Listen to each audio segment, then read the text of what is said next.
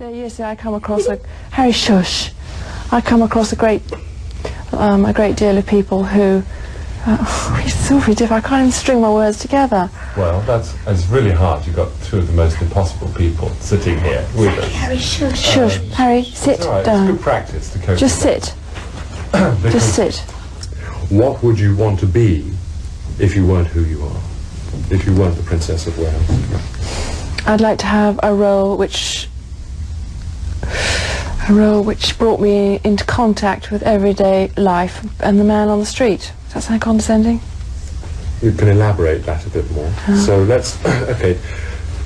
So picture it a bit more as a role. Yes, if you weren't the Princess of Wales, what kind of job would you like to be doing? Well, I'd like to be in a position where I could listen to people and maybe share knowledge.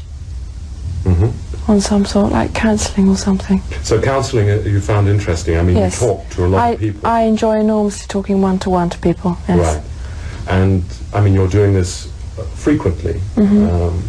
What particular aspect of that do you like the most?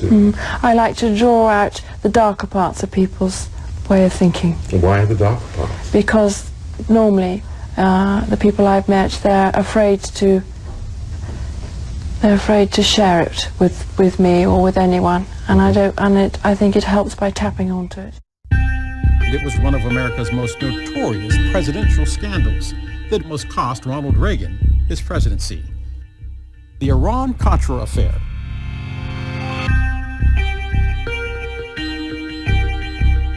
In the early 1980s, the U.S. was still in a Cold War with Russia, and anti-communist sentiment was strong. During his presidential campaign, Reagan promised to assist anti-communist insurgencies around the world. For a brief time under Reagan, the CIA trained and assisted groups fighting communist leaders abroad.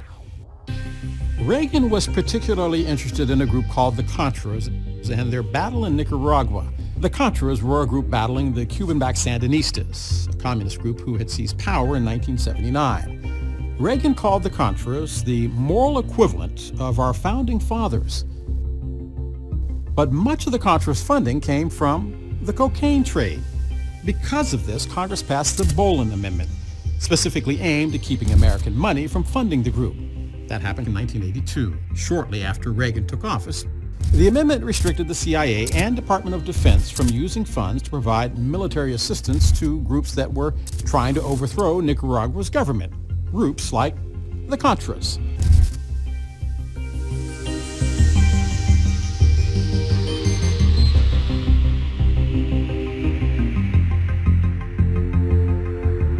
This didn't stop Reagan.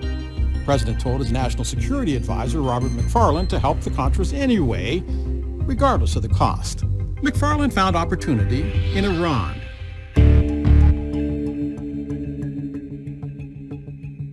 In 1985, an Iranian-backed terrorist group held 7 American hostages in Lebanon. Reagan insisted his advisors find a way to bring the hostages home, saying, "I want you to do whatever you have to do to help these people keep body and soul together." So with permission from Reagan, McFarlane made a deal. The U.S. would give Iran weapons, and Iran would broker the release of the hostages. This happened even though Reagan publicly insisted he would not negotiate with terrorists, and despite the fact that there was a trade embargo with Iran. But that was just the tip of the iceberg. The deal with Iran didn't just secretly secure the release of the hostages in exchange for weapons. There was money involved. While $30 million had been allocated for the weapons, the CIA funneled a portion of that money to the Contras in Nicaragua, the group Reagan supported in their guerrilla fight against the Sandinista government. In 1986, the Lebanese newspaper Al-Shura reported the arms deal, and everything began to unravel.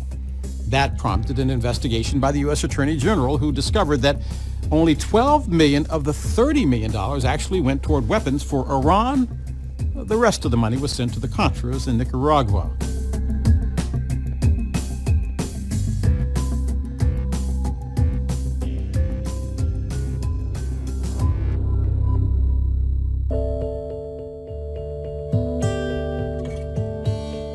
The revelations were explosive. Reagan denied the allegations that he had negotiated with terrorists, But Lieutenant Colonel Oliver North came forward and acknowledged that he diverted funds to the Contras. North also said Reagan knew about it. North's testimony would inspire the press and Congress to launch investigations against Reagan for the rest of his presidency. Texas Senator John Tower led the investigation into the scandal. The Tower Commission determined it was Reagan's lack of oversight that allowed Iran-Contra to happen, but did not implicate Reagan directly. It wasn't until another congressional investigation in 1987 that Reagan finally testified. On May 5, 1987, joint hearings were televised investigating the covert arms deal with Iran and the assistance to Nicaragua. The hearings would go on for 41 days. Reagan was never charged, but McFarlane, Oliver North, 4 CIA officers, 5 government contractors, and Reagan's national security advisor, John Poindexter, were all found guilty. Yet, speculation about Reagan's involvement lingered on. Press investigations would go on for years to follow. While Reagan's image suffered a bit, he still left office with one of the highest approval ratings of any president in U.S. history.